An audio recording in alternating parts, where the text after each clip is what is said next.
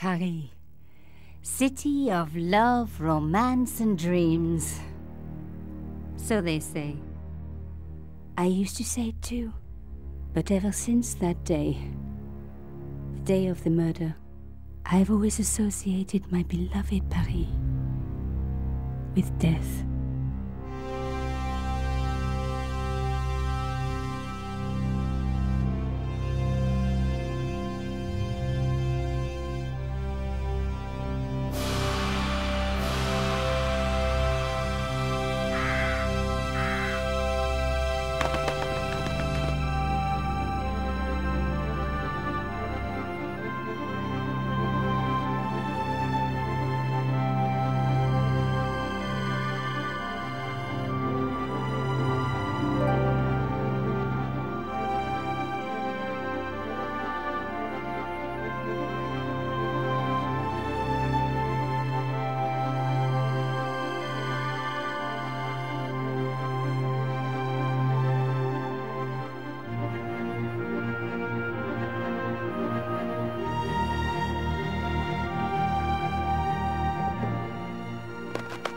I was at home having a bath when my editor called. Collard, get your ass over to the Palais Royal now. You got an interview. With Pierre Carchon. Yes, the Pierre Carchon. No photos, so leave your gear at home. He asked for you personally. Don't ask me why.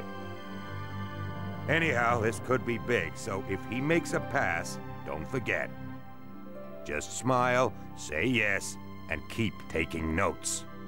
So charming and so very apt. Pierre Carchon was a media king, a national hero, and one of the most infamous adulterers in Europe. He and his wife Imelda were just one step down from royalty. Whoa, I hate mimes, but unless you humor them, they don't go away.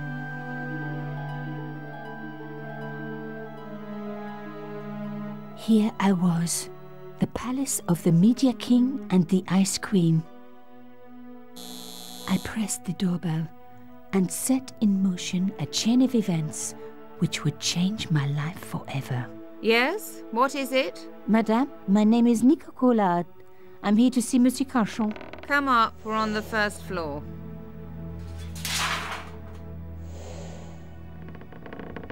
Madame Carchon, it's a pleasure to meet you. Yes, I'm sure. The Ice Queen was certainly living up to her reputation.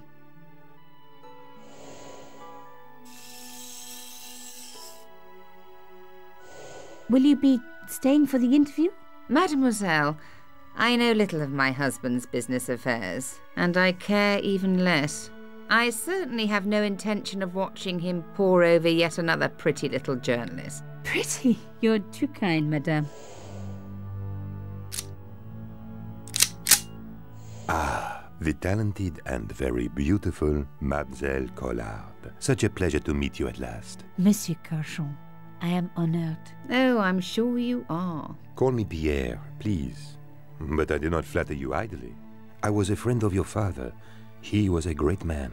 My father? He never mentioned. He and I were very close. And then his death. So tragic. I must...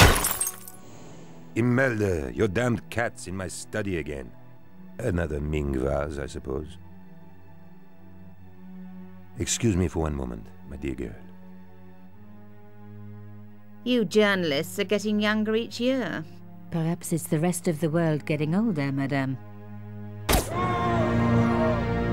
That was no cat. My God! What? Monsieur Carchon!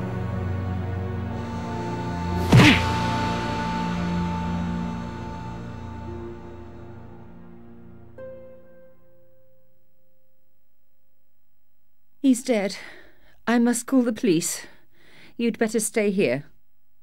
There was a man. It was the mime. Do you think he... Well, I believe we can rule out suicide, don't you? No wonder they called her the Ice Queen. She would have been top of my list of suspects if I hadn't seen the attacker myself. And if I hadn't come across a couple of murders just like this already. One of the most important men in Europe murdered And here was I, Nico Coulard, alone at the scene of the crime. Should I wait for the cops? Or start my own investigation? It was a no-brainer.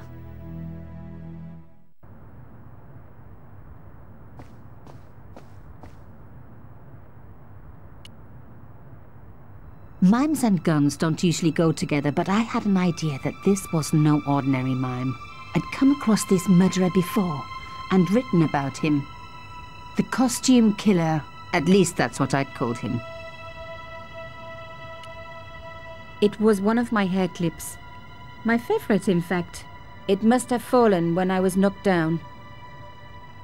Some people hate searching corpses for clues. Me, I'm okay with it.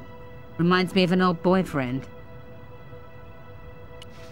In his pocket, I found a ticket stamped Bateau de la Conciergerie. Taking the ticket meant I tampered with the evidence. There was no going back now.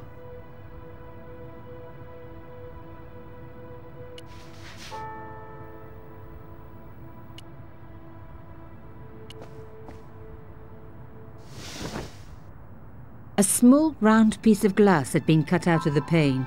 This was a professional job.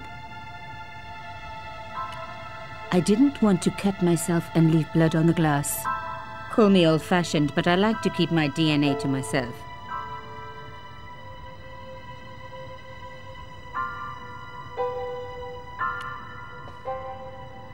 The police could turn up at any minute. Somewhere there were clues to the murder, and I needed to find them.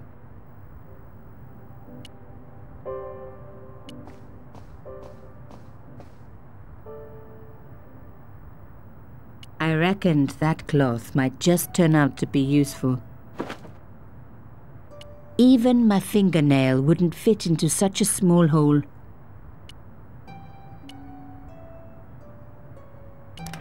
Aha! Nico, you are just so damn good at this stuff. Instead of comforting Imelda, I was ransacking her flat. Why? Because there was something going on here, and I had to get answers before the cops arrived. And hey, she'd been rude to me, so she had it coming. A key. Maybe a safe key.